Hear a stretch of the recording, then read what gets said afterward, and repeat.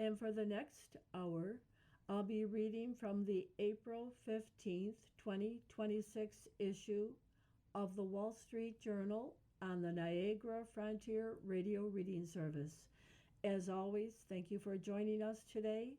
The highlights under business and finance are: Kevin Warsh, Trump's choice to lead the Fed, disclosed financial interest worth more than $100 million, including stakes in SpaceX and Polymarket.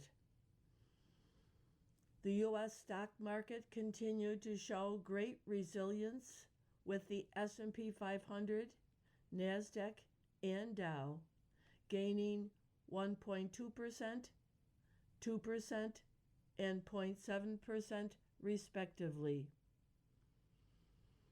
Wholesale inflation reached its highest 12-month rate in 3 years last month, as the oil shock lifted prices charged by businesses. A prolonged Middle East conflict could slash global growth to rates seen only in the deepest recent recessions, the IMF warned in its latest forecast. BlackRock's quarterly profit soared 46% on a surge in investment fees from a year earlier, and the firm ended March with $13.89 trillion in assets under management. Amazon.com is buying Globalstar, seeking to build a business connecting consumer smartphones with satellite internet connections. An NBC Universal executive called out Nielsen in a rare public critique by a major client after Nielsen put off an update that would have led to higher reported viewership numbers for broadcast and cable TV. Johnson & Johnson reported nearly 10% revenue growth for the latest quarter on strong cancer drug sales that offset a decline in sales of its Stelara product.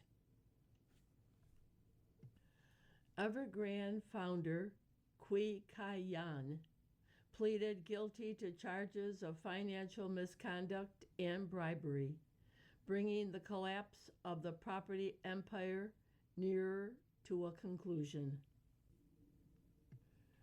Rivian is in partnership with Redwood Materials to reuse electric vehicle batteries for energy storage, initially at the carmaker's plant in Normal, Illinois. Now for the key articles under the Worldwide section. The blockade of Iranian ports on the Strait of Hormuz held up in its first 24 hours, the U.S. military said, and the top diplomat at the United Nations indicated that U.S.-Iran peace talks are likely to resume. European countries are drafting a plan for a coalition of nations to help free up shipping through the strait after hostilities cease and without U.S. participation. A plan to ensure Europe can defend itself using NATO's existing military structures if the U.S. pulls back is gaining traction after Germany agreed to it. Ukraine and Germany began work on plans for the joint production of advanced drones and other battle-tested defense systems. Dr. Erica Schwartz is expected to be selected by the Trump administration to lead the Centers for Disease Control and Prevention. 2 of U.S. Attorney Jeanine Pirro's deputies were turned away from the construction site of the Fed's headquarters renovation because they hadn't been cleared. A California woman said she was raped by Representative Eric Swalwell in 2018 and plans to make a report to law enforcement. U.S. utilities are planning an investment program to patch an aging power grid and meet rising electricity demand from providers of artificial intelligence. The NAACP sued Elon Musk's xAI, alleging the company's efforts to power AI are creating a health risk for local residents. Los Angeles avoided a strike by teachers, principals, and staff hours before classes began on Tuesday, offering raises across the board. Maryland Democrats rejected an effort to redraw the state's congressional map to boost their party's chances in the midterm elections. A younger generation of the Castro family is moving into positions of influence as Cuba confronts its deepest economic and political crisis since the collapse of the Soviet Union. The headline above today's picture reads, "Holocaust survivors gather to bear witness." And then there's a picture of an older man who is linking arms with what appears to be his daughters with supporters in the background. And that caption reads, "Never forget." Survivor Nate Leipziger takes part in the March of the Living on Tuesday, Holocaust Remembrance Day, at the former Auschwitz II-Birkenau death camp in Poland.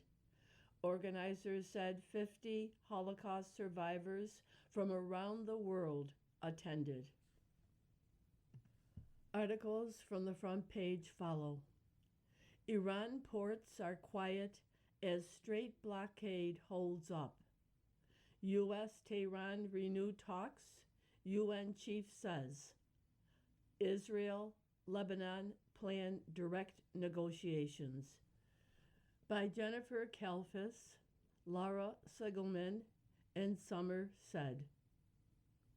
The blockade of Iranian ports on the Strait of Hormuz held up in its first 24 hours, the U.S. military said Tuesday, and the top diplomat at the United Nations indicated U.S.-Iran peace talks are likely to resume.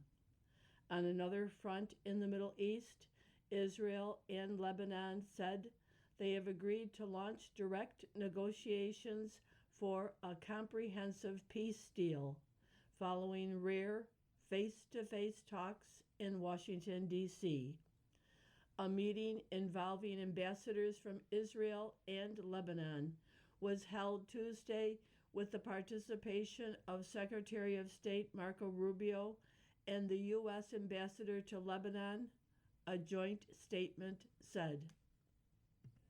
Yehiel Leiter, Israel's ambassador to the U.S., said after the meeting that Lebanon and Israel were on the same side. We must uproot the evil of Hezbollah from the land of cedars. We are united in the need and ability to do so, he said. Lebanese officials have previously said that the country's precondition for negotiations is a full ceasefire. Israel, though, is refusing to commit to that. Hezbollah chief Naim Qassem has called the discussions pointless and said just talking to Israel is a surrender. A group of nations, including the UK, France, and Australia, called on Tuesday for Lebanon to be included in regional de-escalation efforts and urged all parties to pursue a lasting political solution warning the continued war risks undermining broader stability. The group condemned attacks by Hezbollah against Israel and Israeli strikes on Lebanon, stressing that civilians and infrastructure must be protected under international law. The group also denounced attacks on UNIFIL, the United Nations peacekeepers in Lebanon. Lebanon's health ministry on Tuesday said 2,124 people have been killed and nearly 7,000 wounded since the latest round of fighting between Israel and Iran-backed Hezbollah. Meanwhile, foreign ministers from Saudi Arabia, Egypt, and Pakistan plan to meet their Turkish counterpart in Turkey on Friday to discuss proposals presented to Iran to end its effective closure of the strait and reach a permanent ceasefire with Washington, regional officials familiar with the talks said. Regional countries are racing to bring the U.S. and Iran back to the negotiating table after peace talks in Islamabad over the weekend ended without a deal. Europe presses fallback plan if U.S. retreats from NATO, filling gaps left by the U.S. nuclear and intelligence capabilities would be hard. Germany, once a skeptic, shifts toward new defense stance after Trump's moves. By Bojan Panczewski in Berlin and Daniel Michaels in Brussels. A fallback plan to ensure Europe can defend itself using NATO's existing military structures if the U.S. pulls back is gaining traction after getting buy-in from Germany, a long-term opponent of a go-it-alone approach. The officials working on the plans, which some officials are referring to as European NATO, are seeking to get more Europeans into the alliance's command and control roles and supplement U.S. military assets with their own. The plans, advancing informally through side discussions and over dinner meetings in and around NATO, are intended to rival the current alliance, participants said. European officials are aiming to preserve deterrence against Russia, operational continuity, and nuclear credibility, even if Washington withdraws forces from Europe or refuses to come to its defense, as President Trump has threatened. The plans, first conceived last year, underscore the depth of European anxiety over U.S. reliability. They accelerated after Trump threatened to seize Greenland from fellow NATO member Denmark, and are now gaining fresh urgency amid the standoff over Europe's refusal to back the U.S.'s war in Iran. Crucially, a political reversal in Berlin is boosting momentum. For decades, Germany resisted French-led calls for greater European sovereignty in its defense, preferring to keep the U.S. as the ultimate guarantor of European security.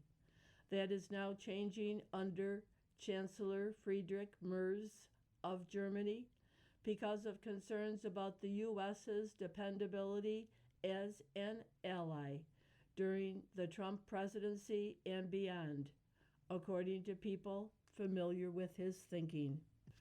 The challenge is enormous. The North Atlantic Treaty Organization's entire structure is built around U.S. leadership at almost every level, from logistics and intelligence to the alliance's top military command. Europeans are now trying to shoulder more of their responsibilities, which Trump has long demanded. The alliance will be more European led, its Secretary General Mark Rutte said recently. You are listening to a reading of articles and features from the Wall Street Journal on the Niagara Frontier Radio Reading Service. Markets keep rising despite war's cost. By Jack Pitcher and Jared Mitovich.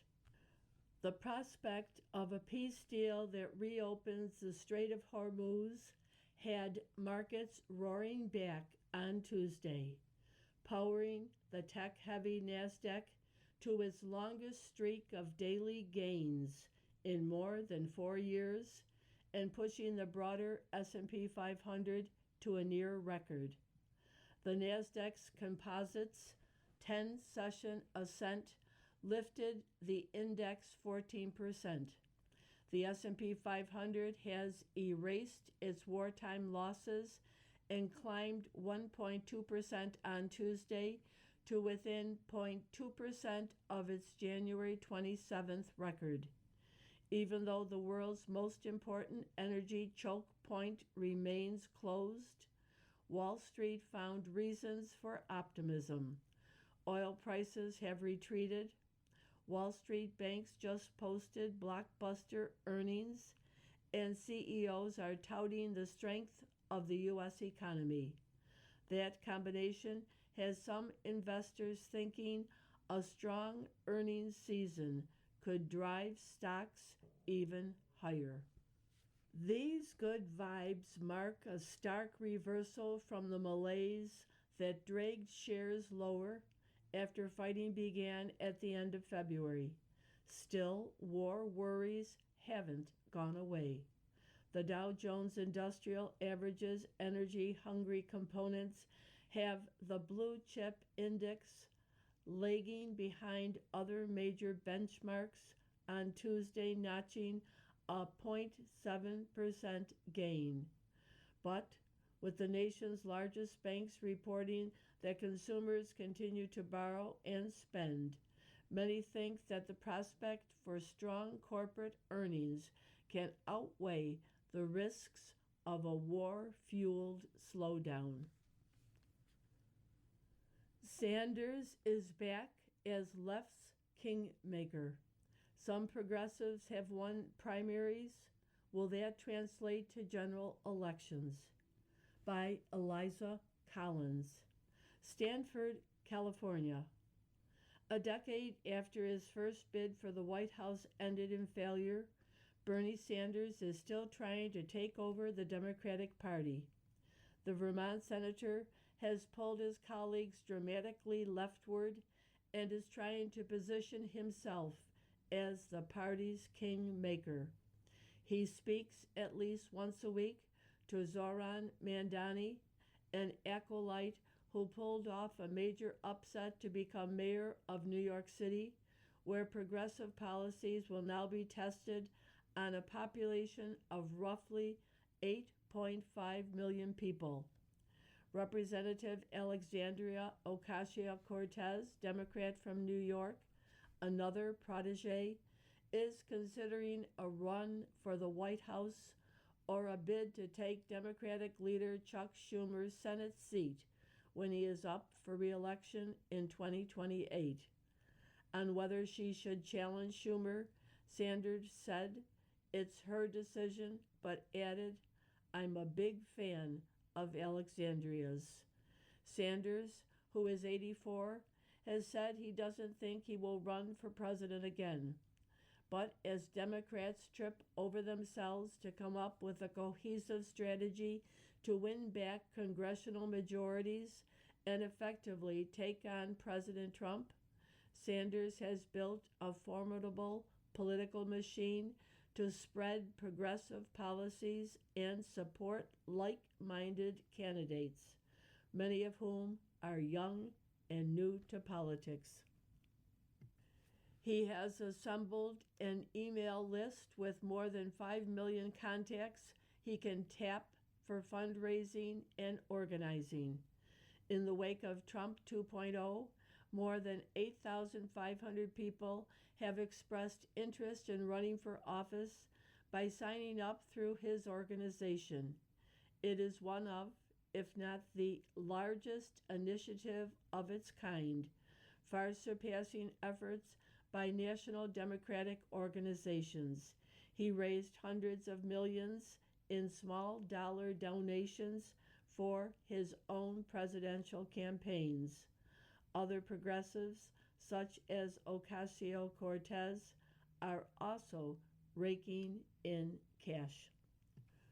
During a recent nationwide rally tour, Sanders drew hundreds of thousands of people, the biggest crowds of his career, who listened to him pitch his prescription for how Democrats can start winning again. And on Capitol Hill, the party sounds more and more like him. Even moderates in the Senate now complain about billionaires and income inequality. The self-described Democratic Socialist has gained a remarkable foothold in a party he technically isn't a part of. Sanders is an independent who caucuses with Democrats. He was reelected to a Senate seat in 2024.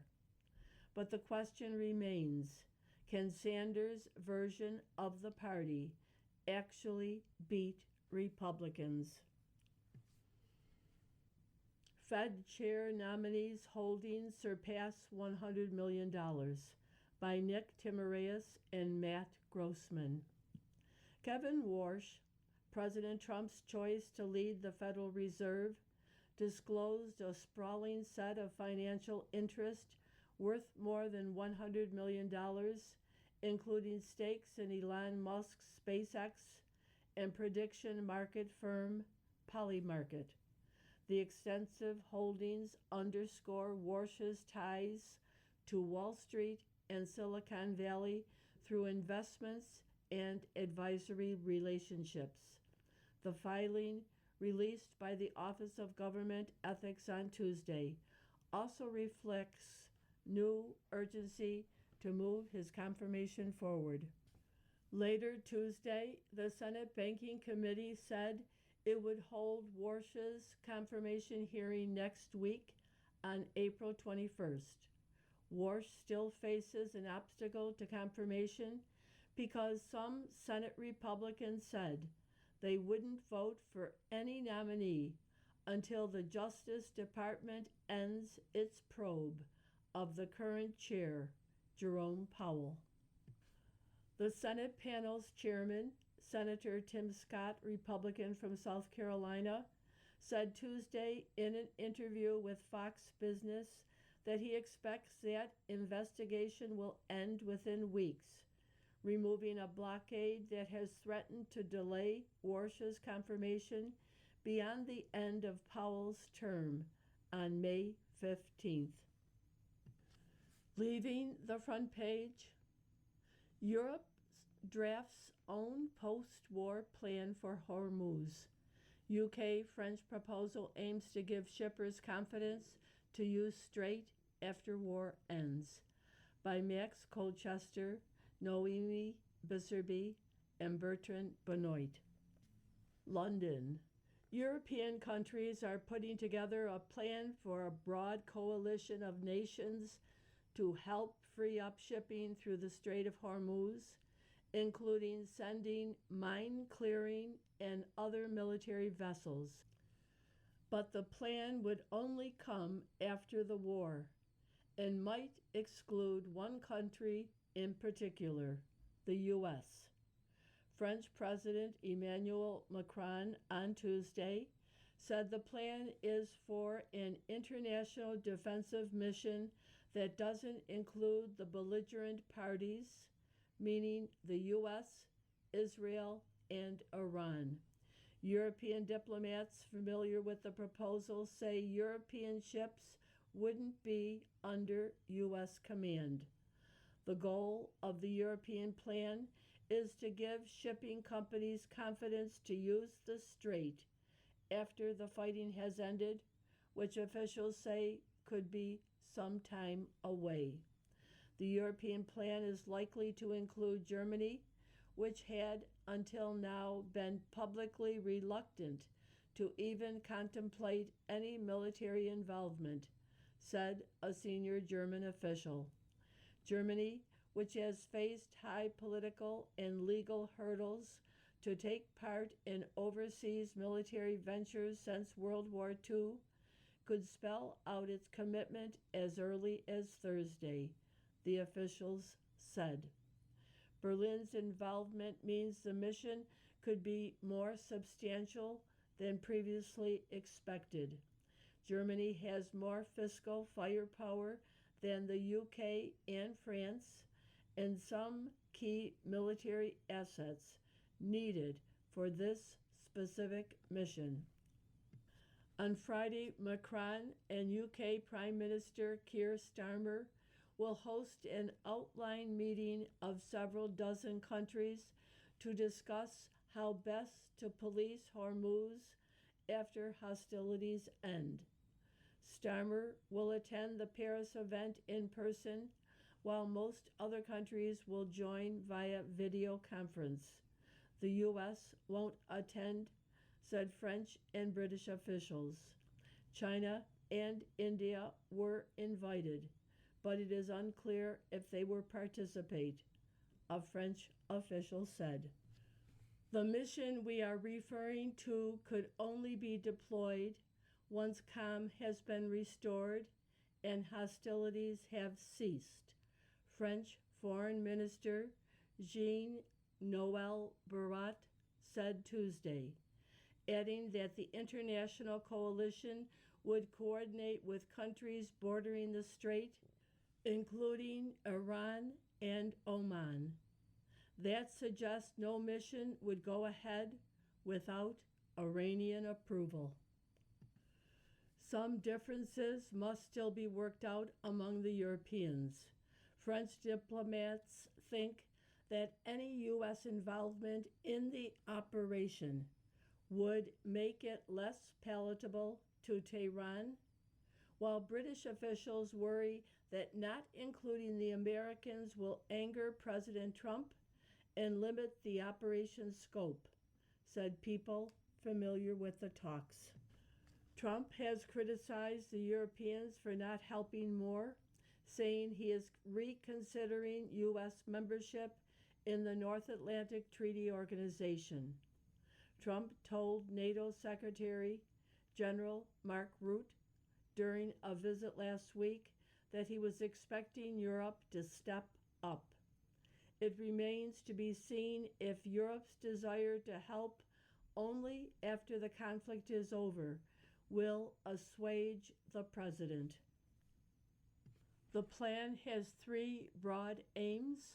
First, put logistics in place to ensure the hundreds of ships currently stuck in the strait can leave. Then employ a major determining operation to clear the way for a far larger number of ships to use a broader part of the strait. Iran mined parts of the waterway in the early days of the conflict, and removing those is crucial to getting ships going again.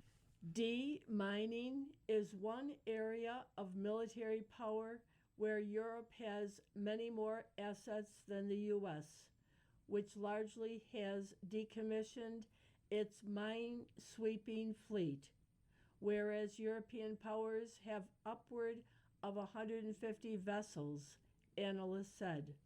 But it is also a long and time-consuming process. The final aim is for regular military escorts and surveillance via frigates and destroyers to give shipping companies confidence that it is safe to transit the strait.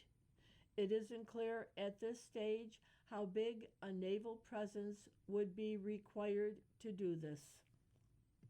Even after a durable ceasefire, having a Western military presence will be crucial to getting the waterway going again, some analysts said.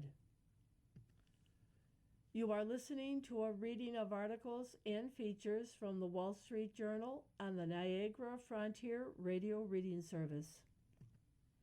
From World Watch, Germany agrees to deal on drones.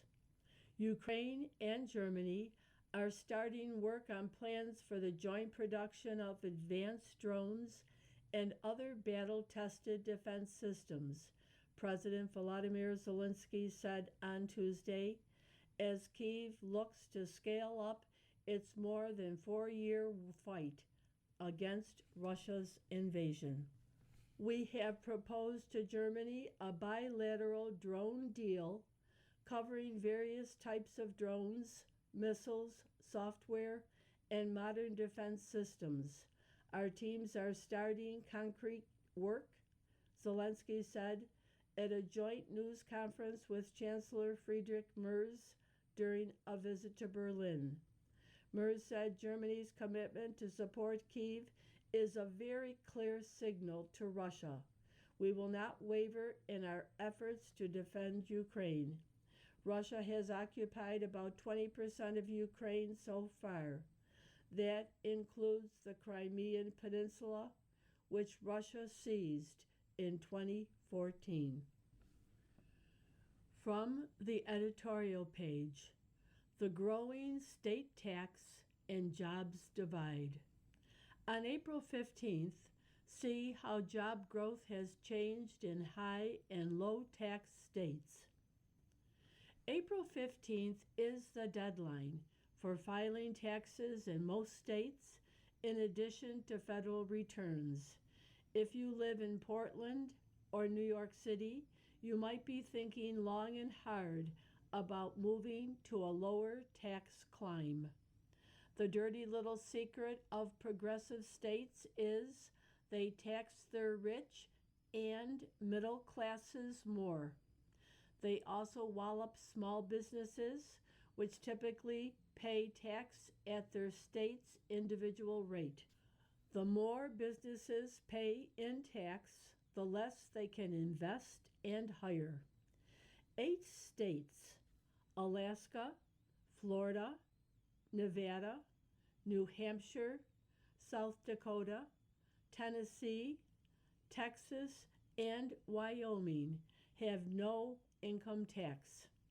On the other end of the spectrum are New York, top state and local individual rate 14.8%, Oregon 13.9%, California 13.3%, Hawaii 11%, Minnesota 10.85%, New Jersey 10.75%, Massachusetts 9%, Washington 9%, and Vermont 8.75%.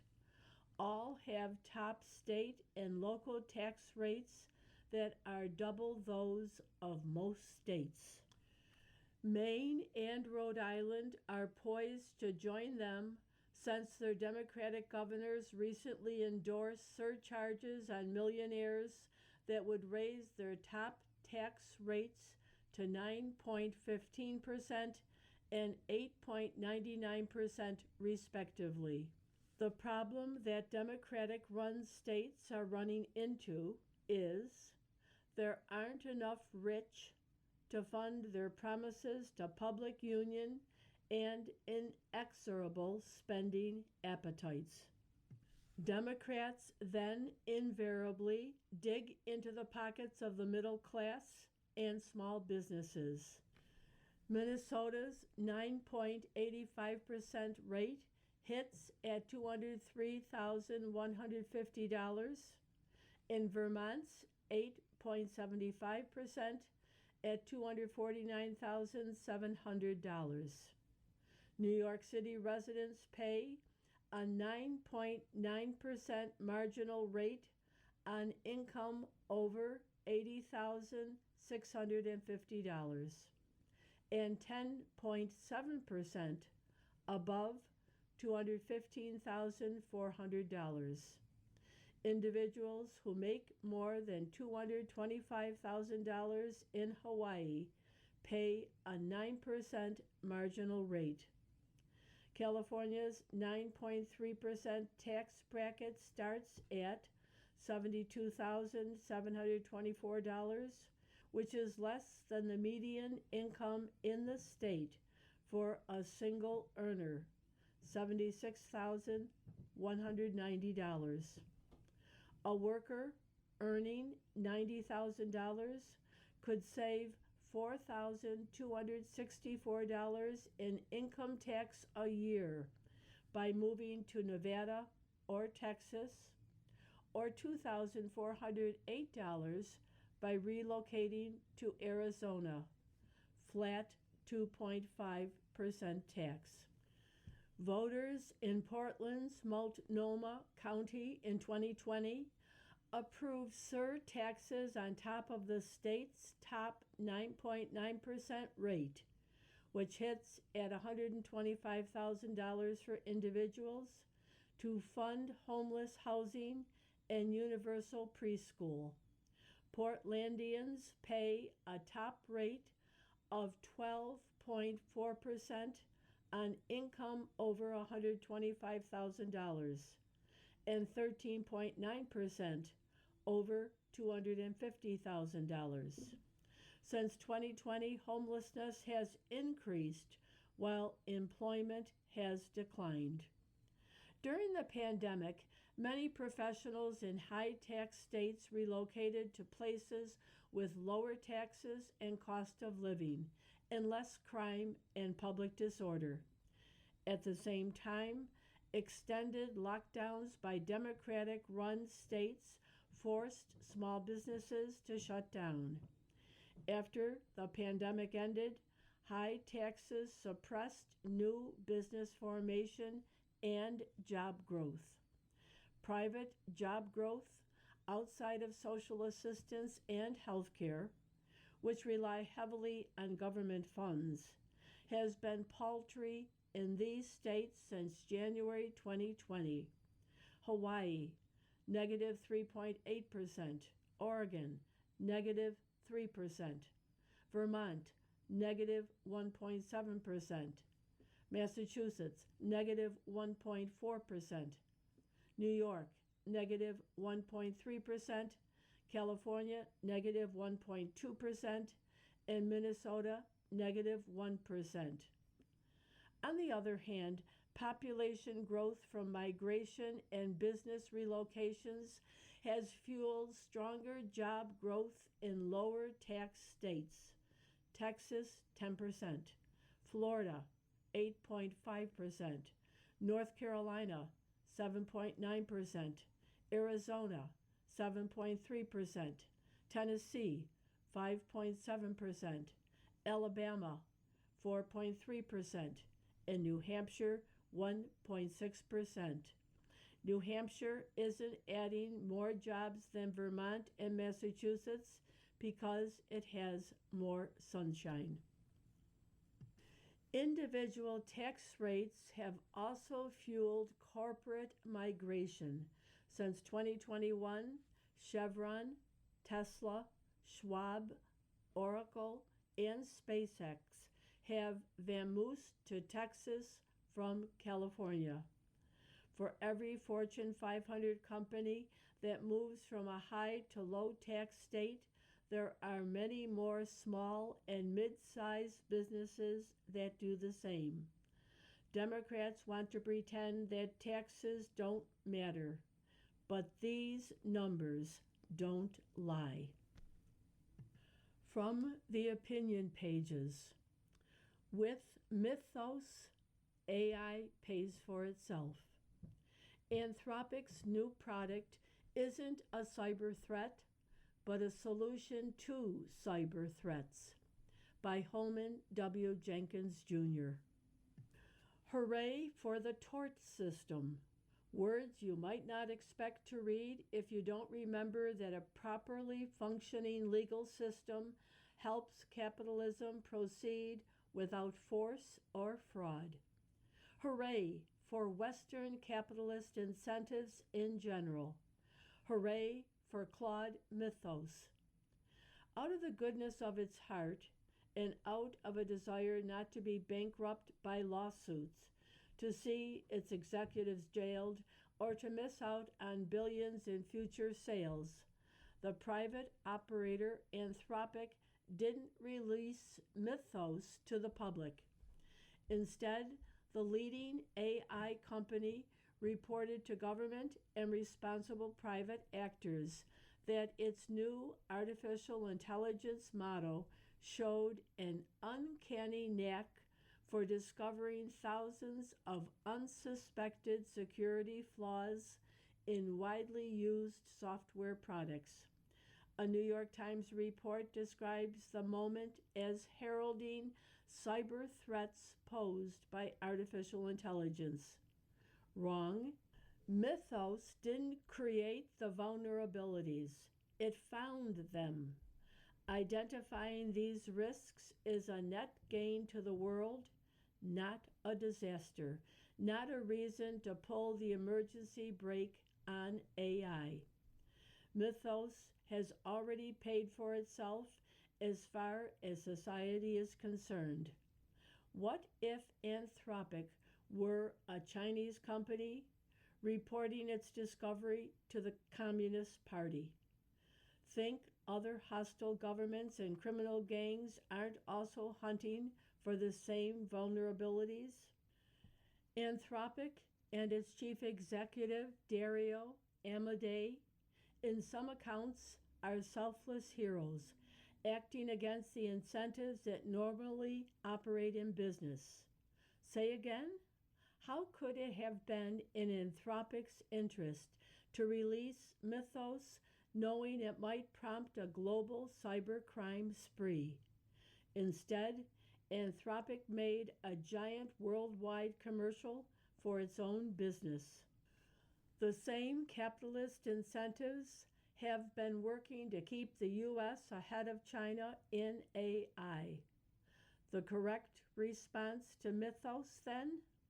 Applaud and be all the more eager for what else AI can do for us.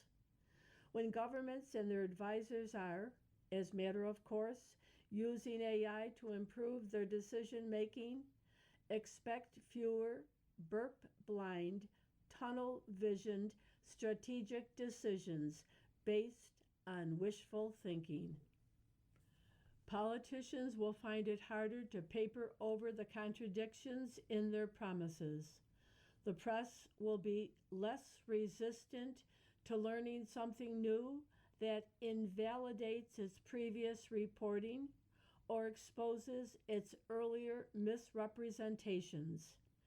AI weapons? Are these really going to be worse than how wars were fought until recently? Dropping bombs and lofting artillery shells to land on whoever? Ordering a rifle company to fire in a general direction because the enemy is believed to be nearby? Please, an interminable profile in the New Yorker paints Sam Altman, leader of the rival giant OpenAI, as a person colleagues don't trust. Unmentioned is the solution OpenAI has already found. The Anthropic competitor is on its way to becoming a public company, transparent and answerable to the investing public, not to mention to customers and the legal system.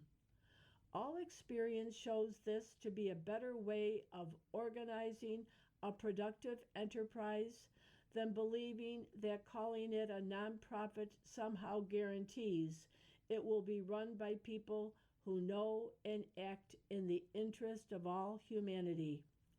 Anthropic doesn't consider being for-profit inconsistent with its founder's safety mission. Now you can expect it to create a billion-dollar business fixing the software flaws discovered by Mythos. Hooray! Let's have more of this. Meanwhile, there's something revealing about the press's inability to do what you might think news reporting purports to do: examine a phenomenon for what it says about itself, rather than shoving it into a pre existing storyline, in this case, AI as a menace to society. We return to the truly disconcerting thing about the AI moment. It forces us to confront how much our responses to the world are already algorithmic. Heuristics is the fancy term for the human readiness to solve phenomena into categories into which they don't quite fit, mainly to economize on mental effort. Unfortunately, where they don't fit is often where their most interesting properties lie. Innocently or otherwise, so much official communication from government, politicians, business, or news media traffics in shortcuts, stereotypes, and fallacies. The hindsight fallacy being a stanchion of news coverage. The reason is partly economic. Thinking is costly. Information search is costly. Asking people to learn something new that goes against prior belief or intuition is costly. AI makes better thinking cheaper. It may have its biggest effect in those large swaths of decision making where people most often avoid the investment. The verb avoid is deliberate. In government, business, and private life, who hasn't noticed how frequently choices are influenced by an incentive not to be aware of inconvenient truths? This is the real AI opportunity. The opportunity to improve all forms of public and private decision making. You are listening to a reading of articles and features from the Wall Street Journal on the Niagara Frontier Radio Reading Service. Democrats stage a show of respect for Al Sharpton. Really? He once had the power to break politicians, but now he's completely out of step with black voters. By Jason L. Riley. How seriously should voters take presidential candidates who accuse Donald Trump of promoting racial division and then align themselves with Al Sharpton? In the latest sign that liberals seem to have learned nothing about racial politics in the age of Trump, several 2028 Democratic hopefuls journeyed to New York last week to pay homage to Mr. Sharpton at his annual National Actions Network convention. The question is why they bothered. Has no one informed Pennsylvania Governor Josh Shapiro, Illinois Governor J.B. Pritzker, and Maryland Governor Wes Moore that Mr. Sharpton has spent decades turning the vaunted civil rights movement of Martin Luther King Jr. and Thurgood Marshall into a racket? Did no one tell former Vice President Kamala Harris, Representative Ro Khanna of California, and Senator Ruben Gallego of Arizona that Mr. Sharpton has seldom missed an opportunity to attack law enforcement officers or stoke racial and ethnic divisions to line his pockets? True, there was a time when Mr. Sharpton was a power broker in Democratic politics, someone who might not help you win, but who could almost guarantee you'd lose if you didn't pay his organization not to criticize you. These days, however, Mr. Sharpton is much closer to a charlatan than a kingmaker. His star has dimmed considerably, and even most black people aren't buying what he's selling. Mr. Sharpton faults biased cops for high crime rates in black ghettos and blames white racism for all manner of racial disparities in society. He promotes racial preferences for black people, including slavery reparations. He likens voter identification laws to modern day Jim Crow and opposes school vouchers for low income families. The divide between Mr. Sharpton's views and those of rank and file black Americans is pronounced. Polling shows that black people in high crime neighborhoods want more policing, not less. In a Gallup survey released last year, 2 in 3 black respondents said police treat people like them fairly, and the black white racial divide on policing has narrowed. Voter ID laws enjoy broad black support. And a Supreme Court ruling in 2023 that banned affirmative action in college admissions was supported by a majority of all racial and ethnic groups, including blacks. Polling has long shown that large majorities of blacks support vouchers and other school choice policies. A University of Houston study from 2023 found that black Democrats were more supportive of voucher proposals than either white Republicans or Latino Republicans, which suggests that on some issues, Mr. Sharpton is out of touch, not only with fellow blacks, but also with fellow Democrats.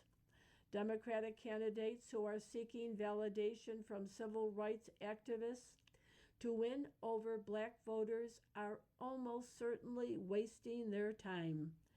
Al Sharpton represents the interest of Al Sharpton and other activist groups. Black Lives Matter, the NAACP, whose traffic in racial resentment to raise money and stay relevant. It's a mistake to confuse their agenda with that of most black people.